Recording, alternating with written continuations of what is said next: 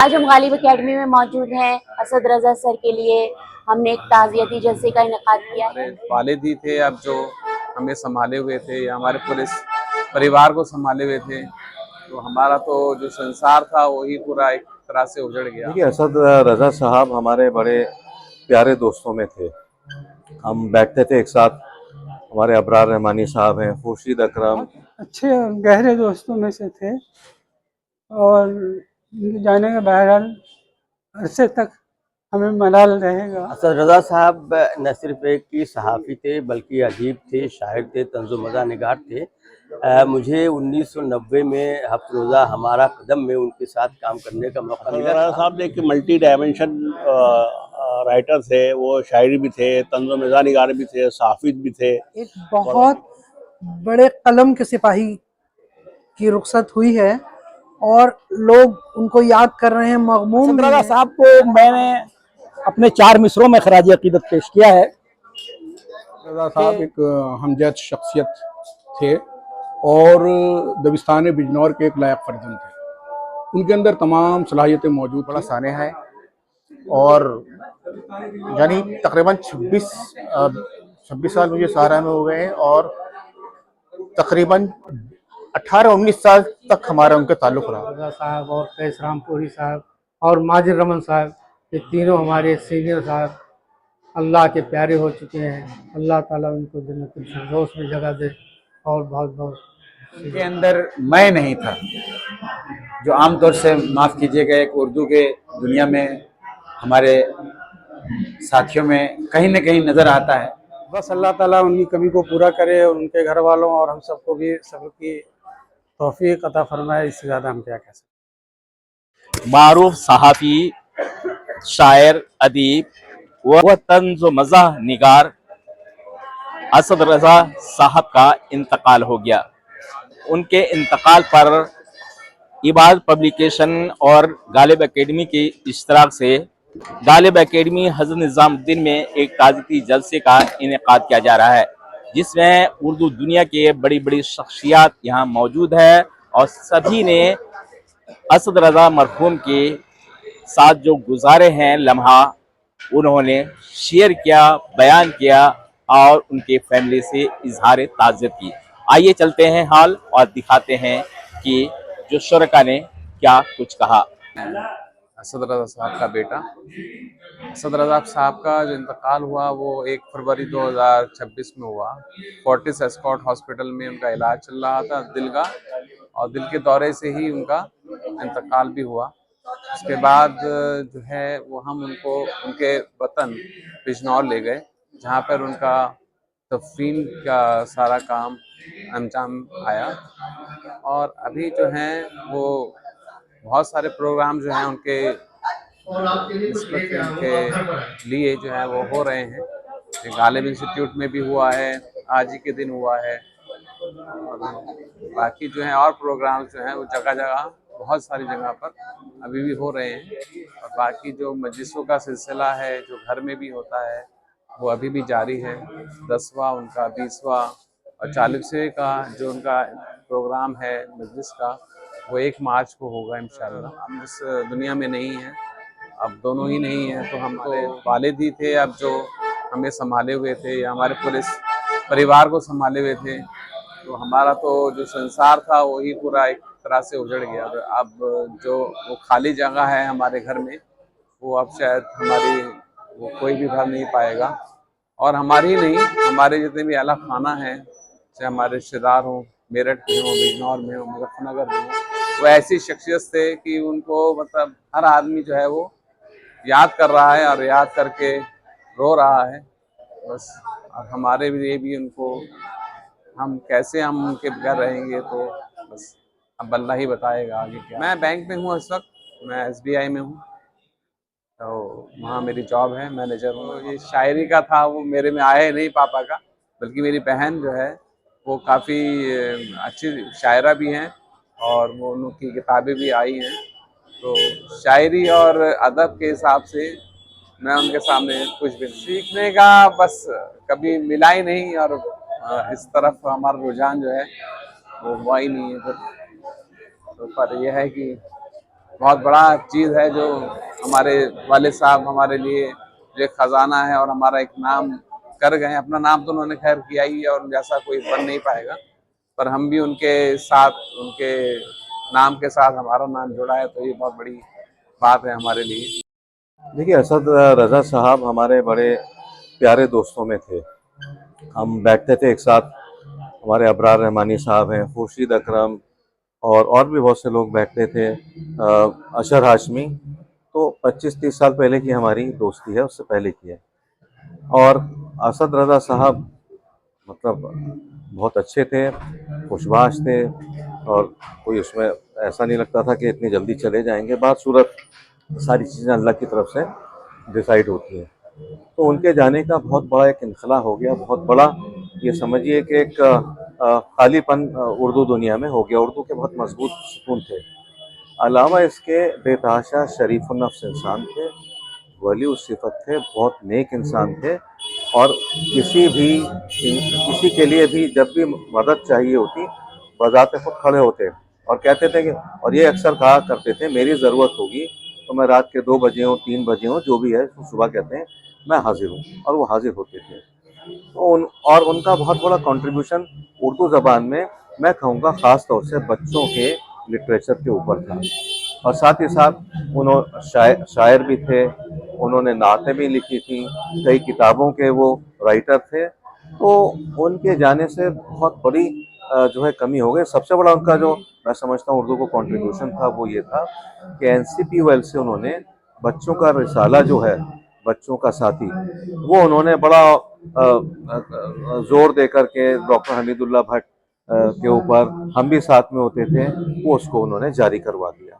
वो नहीं है इस दुनिया में, लेकिन उर्दू उनके ताल्लुक से उसकी तरवीज होगी, उर्दू बढ़ेगी और परवान चढ़ेगी। बस हम यही दुआ करते हैं अल्लाह से कि जो भी उनकी तरह लोग हैं जो उर्दू की खिदमत कर रहे हैं, दीन दुनिया की खिदमत में लगे हुए हैं, बस जब तक उनकी आंखें अच्छे और गहरे दोस्तों में से थे, और उनके जाने का बहरहाल अरसे तक हमें मलाल रहेगा। लेकिन इतनी सी उम्र में उन्होंने जितना कुछ सरमाया उर्दू अदब को दिया है, वो यकीनन सराहनीय है।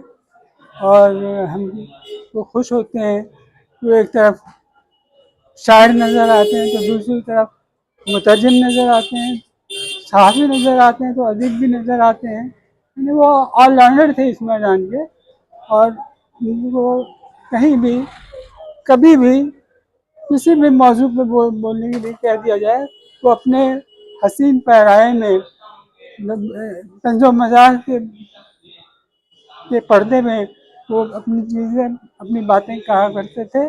और इसमें वो ये असद रज़ा साहब न सिर्फ एक ही सहाफ़ी थे बल्कि अदीब थे, शायर थे, तंज़ो मज़ाह निगार थे। मुझे 1990 में हफ्रोज़ा हमारा कदम में उनके साथ काम करने का मौका मिला। बाद वो राष्ट्रीय सहारा चले गए थे। वो सहाफ़ी और अदीब और शायर तो अच्छे थे ही, और बहुत अच्छे इंसान भी थे। और अब इस तरह के लोग अब धीरे धीरे उठते चले जा रहे हैं कि जो बात आकश थे पुराने वो उठते जाते हैं। कहीं से आबे बकायद मामले साथी पुराने लोग भी ख़त्म होते जा रहे हैं, पुराने सहाफ़ी ख़त्म होते जा रहे हैं। उर्दू सहाफ़त में अब जो नस्ल है वो ज़ाहिर है वो नस्ल नहीं है जो अब तक काम करके गुज़र गई, या जो आखिरी नस्ल इस वक्त है उसने जो खिदमत अंजाम दी हैं वो लायक़ तहसीन है, और उनका निमर बदल शायद ही कोई मिले तो मुमकिन है। असद रज़ा साहब ने जो जगह छोड़ी है, जो कला छोड़ा है, मुख्तलिफ शोबा है, अदब में शोबा है, सहाफ़त में, तो शायद उनकी जगह पुर तो होगी लेकिन वक्त लगेगा। तो बहरहाल उनका जाना उर्दू शायरी के लिए, तंज़ो मज़ाह की शायरी के लिए, तंज़ीम मज़ाहिया मज़ामीन के लिए और सहाफ़त के लिए बहुत बड़ा। रज़ा साहब एक मल्टी डायमेंशन राइटर थे। वो शायरी निगार भी थे, सहाफ़ी भी थे, कॉलम निगार भी थे, और एक जैसा कि यहाँ आपने सुना होगा, लोगों ने बताया कि वो बहुत अच्छे इंसान थे। तो देखिए, इस दुनिया का की एक ट्रेजिडी, एक मसला ये है कि फ़नकार तो बहुत है, लेकिन अच्छे इंसानों की और बाकिरदार इंसानों की बड़ी कमी है इस दुनिया के अंदर, जो पूर्ण नहीं हो पा रही है। और इस क़ैत रजाल में अगर कोई इंसान बाकिरदार होता है और अच्छा होता है और अपने महवर पे कायम रहता है, तो अपने अकीदे पे कायम रहता है, तो वो एक बड़ी बात है। तो असद रज़ा साहब को इन्हीं खिदमात के लिए, इन्हीं खूबियों के लिए आज यहाँ खराज अक़ीदत पेश किया गया। एक बहुत बड़े कलम के सिपाही की रुखसत हुई है और लोग उनको याद कर रहे हैं, मगमूम भी हैं। मैं हमेशा ये कहती हूँ कि जब कोई लिखाड़ इस दुनिया से जाता है तो उसकी राइटिंग्स को और उसकी ज़िंदगी को सेलिब्रेट करना चाहिए, और हम ये वही मौका है कि हम उनकी ज़िंदगी को और उनकी तहरीरों को सेलिब्रेट कर रहे हैं। और बहैसियत एक इंसान, बहैसियत एक राइटर, लेकिन एक बहैसियत इंसान, वो जिस तरह अपनी जिम्मेदारियां पूरी करके गए हैं, प्रोफेशनल और घरेलू, और इतने खाली हाथ गए हैं इस ऊपर कि किसी के ऊपर कोई बोझ नहीं छोड़ कर गए। ये जितने लोग मुकर्रिरीन थे, हर किसी ने ये बात कही, और दिल के इतने नेक और साफ थे, ट्रांसपेरेंट थे, कि आज किसी बात पर उनसे बहस हुई, लेकिन दूसरे ही पल वो सारी बातें भूल जाते थे, और बहुत ही मुखलिस और सब लोगों के साथ मिलकर चलने वाले, और हर फोन करते रहते थे इतने लोगों से, इस उम्र में भी राब्ता था उनका, ये बहुत बड़ी बात है। और आज जिन हालात में हर तरफ ट्रैफिक है, लोग मसरूफ हैं, दूर दूर से आए, हद तो ये कि बिजनौर से उनके ऊपर जिन्होंने लिखा है वो खास तौर से इस जलसे में शिरकत के लिए आए, और तमाम मीडिया हाउस से नुमाइंदे यहाँ मौजूद थे, और सीनियर लोग थे, एडिटर थे, सहाफ़ी थे, चैनल हेड्स थे। तो ये दिखाता है कि उनकी शख्सियत कितनी हमजहत थी और कितने लोगों से वो मिलते रहते थे। और मैं यही कहूँगी कि मिस्ल गुल बुए सफ़र होगा मेरा, मिस्ल बुए गुल सफ़र होगा मेरा, मैं वो नहीं जो किसी पे बार बनूं, और वो इसी तरह से चले गए। बहुत साहब एक हमजद शख्सियत थे और दबिस्तान बिजनौर के एक लायक फर्जंद थे। उनके अंदर तमाम सलाहियतें मौजूद थी। न सिर्फ एक नसर निगार थे, बल्कि सहाफ़ी, शायर, मुतरजिम, नक़ाद और मुबस्सिर, और सबसे बड़ा जो उनमें वस्फ़ था वो एक मौल्लिम थे, और सारी ज़िंदगी वो मौल्लिम रहे, न सिर्फ किसी स्कूल में बल्कि सहाफ़त के शोबे में, अपने दोस्तों से, अपने यारों से, और अपने जो कुलीग्स थे उन सब के वो मौल्लिम रहे। हर आदमी को बहुत आसान और बहुत अच्छे से वो समझाते थे, बहुत अच्छे मशवरे देते थे, और सब बड़ी बात यह है कि वो रिश्तों को कायम रखना जानते थे और बरकरार रखते थे। और सबसे बड़ा जो उनका नुकसान अदबी तौर पे है वो यही है कि अब तंज़ो मिज़ाह के शोबे में बहुत कम लोग लिखने वाले रह गए हैं, और मैं समझता हूँ कि ये खला पुर नहीं। असद रज़ा साहब को मैंने अपने 4 मिसरों में खराज अक़ीदत पेश किया है कि बड़ी सादा, बहुत ही नेक दिल थी शख्सियत उनकी। अगरचे वो मरातिब में कई उन्वान रखते थे, सहाफ़ी भी थे, शायर भी, मुफक्किर भी असद साहब, मगर इन सब से बढ़कर ये कि वो इंसान अच्छे थे। तो यही मेरा खराज अक़ीदत है उनके लिए। बड़ा सानिया है, और यानी तकरीबन 26 साल मुझे सहारा में हो गए हैं, और तकरीबन 18-19 साल तक हमारा उनका ताल्लुक़ रहा। जितना वो घर पे नहीं रहते थे उतना हमारे साथ रहते थे, और उनकी जो शख्सियत थी, जो मज़ा लेते थे हम उनसे, वो हमसे एंजॉय करते थे। पूरी कंपनी थी, वो हमें कभी एहसास नहीं हुआ कि हम एक ऐसे तनाव में काम कर रहे हैं जहां आदमी को सर उठाने की फुर्सत मिलती है। असद साहब के चुटकुले, मज़ेदार बातें, उनकी सादगी, उनकी मेहमान नवाजी, उनकी शाहनवाजी, खूब मज़ा आता था उनसे। और उनका जाना ऐसे लगा एक आदमी दरमियान से गुजर गया। अल्लाह ताला उनको ग़रीक़ रहमत करे और घर वालों को सब्र जमील अता फरमाए। गालिब अकेडमी में मौजूद हैं असद रज़ा सर के लिए हमने एक ताज़ियती जलसे का इनेकाद किया है। उनके जो घर वाले हैं उनके साथ ताज़ियत का इजहार करना चाहते थे सभी सहाफ़ी बरादरी, क्योंकि आखिरी वक्त उनका दीदार नहीं कर सके थे क्योंकि उन्हें घर ले जाया गया था। तो हम लोगों को इस बात का बहुत ज़्यादा एहसास हो रहा था कि कम से कम हम उनके लिए एक छोटा सा इस तरह का प्रोग्राम ही रख लें, ताकि जो हमारे सारे सहाफ़ी हैं, साथी हैं, वो सब जमा हो जाएं। तो आज हम यहाँ गालिब अकेडमी में जमा हुए हैं। असद साहब से एक ताल्लुक़ जो है काफ़ी अरसे, इतना अरसा 20-25 साल का हमारा साथ अचानक हमारे बीच में से उठ के चले गए। बेहद अफसोस है। तमाम सहाफ़ी बिरादरी, उर्दू के तमाम सहाफ़ी यहाँ पे जमा हैं और उनके अहल खाना के गम में बराबर के शरीक हैं। असद साहब की शख्सियत के बारे में क्या ही बताया जाए। निहायत शरीफ इंसान थे। न सिर्फ ये कि वो बहुत अच्छे शायर थे, सहाफ़ी थे, बल्कि उन्होंने नस्र में भी बहुत काम किया था।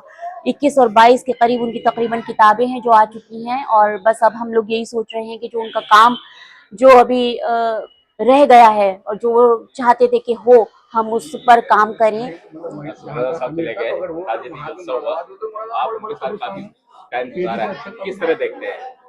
असद रजा साहब जाहिर है कि एक बड़े फ़ाल और बड़े सरगर्म सहाफ़ी, अदीब और शायर थे, और ऐसा बहुत कम होता है जो उनके अंदर फ़ालियत थी, जो सरगर्मी थी, वो बहुत कम देखने को मिलती है। उन्होंने तमाम असनाफ़ में लिखा, चाहे नस्र की असनाफ़ हो या शायरी की असनाफ़ हो, तो उनका जो दायरा था लिखने का वो कई समतों में फैला हुआ था, और कई असनाफ़ में लिखना और फिर बेतहाशा लिखना ये किसी कमाल से कम नहीं है। तो उनके जाने से ज़ाहिर है कि हम एक अपने बहुत मारूफ अदीब, शायर और सहाफ़ी से महरूम हुए हैं, और साथ ही एक अच्छा इंसान हमने खो दिया है। और सन 91 से लेकर के सन 1918 तक जो है सहारा में उनका साथ रहा। वो हमारे सरपरस्त थे और हम लोगों से दिली मोहब्बत करते थे, और उनसे हंसी मजाक, बहुत चुटकुले भी उनसे होते थे, वो आपस में साथियों से भी। और माजिद रमन साहब हमारे बहुत सीनियर सहाफ़ी थे, वो बेचारे असद रज़ा साहब को हमेशा जो है मजाक में लिया करते थे। एक दफ़ा का वाक़या है कि हम लोग जब वीकली निकल रहा था तो सहारा भवन लखनऊ गए, तो वहाँ माजिद रमन साहब और असद साहब और कैस रामपुरी साहब एक कमरे में सोए हुए थे। तो वहाँ भी मजाक में जो है हमारे कैस रामपुरी साहब उनके बिस्तर पर जा कर के लेट गए, और वो उठ करके जो है वहाँ से भागे। फिर भाग करके अजीज बन्नी साहब के कमरे में पहुँच गए कि ये तो मुझे परेशान कर रहे हैं। तो इस साहब और कैस रामपुरी साहब और माजिद रमन साहब, ये तीनों हमारे सीनियर साहब अल्लाह के प्यारे हो चुके हैं। अल्लाह ताला उनको जन्नतुल फिरदौस में जगह दे, और बहुत बहुत खुशी हो। जब तक मैं सहारा में रहा और उनकी इदारत में हमने काम किया, बहुत कुछ सीखने को मिला, और आज मैं उनकी ताज़ियती मजलिस में हाज़िर हुआ हूँ सिर्फ इसलिए कि उनसे एक उनसियत थी, उनसे बहुत कुछ सीखने को मिला, और उनसे हर छोटे बड़े की क़ुर्बत की वजह बस यही है कि अंदर मैं नहीं था, जो आम तौर से माफ़ कीजिएगा एक उर्दू के दुनिया में हमारे साथियों में कहीं न कहीं नज़र आता है। लेकिन कौमी आवाज़ के बुज़ुर्ग साथियों में से के बाद अगर मैं इधर की दुनिया में आया सहारा की तरफ, तो यहाँ जो भी रिटरान के ज़ेर इदारत मुझे काम करने का मौका मिला, और मैं असद साहब के बारे में ही कह सकता हूँ कि असद साहब के साथ बैठने से नहीं लगता था कि ये हमारे बहुत सीनियर हैं और हम बहुत छोटे हैं उनके सामने। कोई फ़र्क नहीं करते थे, उनके अंदर किसी भी पहलू में कहीं भी मैं नज़र नहीं आया।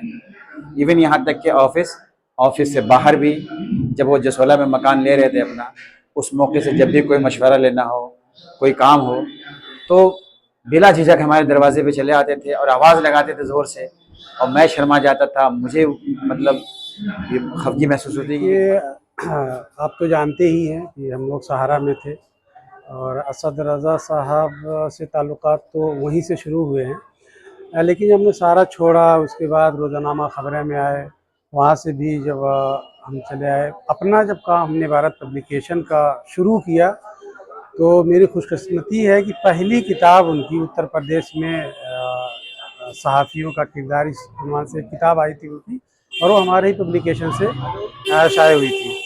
और अभी इंतकाल से एक हफ़्ता पहले 10 दिन पहले वो उम्रा करके जब आए थे, तो उन्होंने मुझे इतना मानते थे कि मतलब एक आर्टिकल भी लिखना होता था तो मेरे ऑफिस आ जाते थे या फ़ोन कर देते थे कि भाई कोई बच्चा है तुम्हारे यहाँ, मैं आना चाह रहा हूँ, एक आर्टिकल टाइप करवाना है। तो मतलब बहुत ज़्यादा मुझे हौसला अफजाई करते थे, और किताबें तो कमोबेश ज़्यादातर किताबें मेरे यहाँ ही तैयार हुई, भले वो कहीं और से छपी हूँ। अभी लास्ट में उनकी एक हिंदी किताब डिजिटल रोमांस करके, पता नहीं वो छपी किसी इदारे को, शायद साहित्य अकेडमी को उन्होंने दिया था, पता नहीं वो प्रिंट हुई या नहीं हुई, ये तो मुझे नहीं मालूम। लेकिन अभी पिछले 3-4 महीना पहले उन्होंने मेरे यहाँ से ही उसकी पूरी डिज़ाइनिंग और सेटिंग करवाई थी। जब वो उम्रा करके आए तो उन्होंने कहा सलाम तुम्हें तो मैं तबर्रुक भी नहीं दूंगा जब तक तुम मेरे घर नहीं आओगे।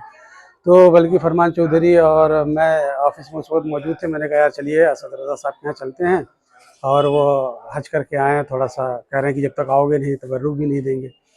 तो हम लोग दोनों ही साथ में गए, बहुत देर तक बात हुई, कई प्रोग्राम की तरतीब उन्होंने दी। अभी जो 14 तारीख को हमारा एक मुशायरे का प्रोग्राम था उसकी वो सदारत भी कर रहे थे, और उसमें बहुत पेश थे। अब मैं 2-3 नाम भी उन्होंने बताया था कि सलाम इनको भी रखो, बहुत अच्छा रहेगा, इनको कोई ज़्यादातर लोग पूछते नहीं हैं, तुम ऐसे लोगों को ले चलो साथ में। तो इतना मतलब जिनको मतलब कोई नहीं पूछता था उनकी हौसला अफजाई करते थे।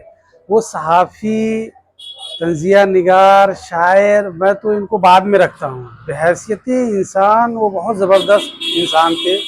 उनके अंदर कोई नफा, कोई कीना कपट नहीं होता था। वो बड़े खुशदिली और बड़े खुशसलूक से मिलते थे।